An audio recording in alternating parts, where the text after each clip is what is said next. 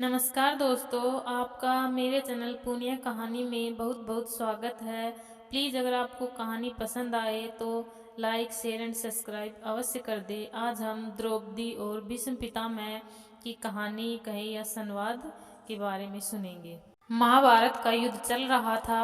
भीष्म पितामह अर्जुन के बाणों से घायल हो बाणों से बनी हुई सैया पर ही पड़े हुए थे। कौरव और पांडवों के दल के लोग प्रतिदिन उनसे मिलना जाया करते थे। एक दिन का प्रसंग है कि पांचों भाई और द्रौपदी चारों तरफ बैठे थे। भीष्म पितामह उन्हें उपदेश दे रहे थे।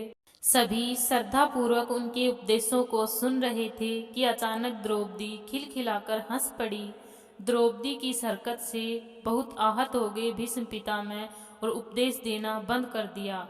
पांचों पांडव भी द्रौपदी के इस व्यवहार से आश्चर्यचकित थे।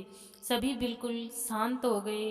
कुछ देर बाद भीष्म पितामह बोले, पुत्री, तुम एक सुभ्रांत कुल की बहू हो। क्या मैं तुम्हारी इस हंसी का कारण जान सकता हूँ? द्रौपदी बोली, पितामह, आज आप हमें अन्याय के विरुद्ध लड़ने का उपदेश दे रहे हैं, लेकिन जब भरी सभा में मुझे निर्वस्त्र करने की कुचेष्टा की जा रही थी, तब कहाँ चले गए थे आप? आपका ये उपदेश आखिर तब आपने भी मौन क्यों धारण कर लिया था?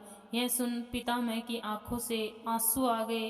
कातर स्वर में उन्होंने कहा, पुत्री, तुम तो जानती हो कि मैं उस समय दुर्योधन का अन्न खा रहा था। वह अन्न प्रजा को दुखी कर एकत्रित किया गया था। ऐसे अन्न को भोगने से मेरे संस्कार भी क्षीण पड़ गए थे। फलतः उस समय मेरी वाणी अवरुद्ध हो गई थी। अब जबकि उस अन्न से बना लहू बह चुका है, मेरे स्वाभाविक संस्कार वापिस आ गए हैं और स्वतः ही मेरे मुख से उपदेश निकल रहे हैं। बेटी, जो जैसा अन्न खाता है उसका मन भी वैसा ही हो जाता है।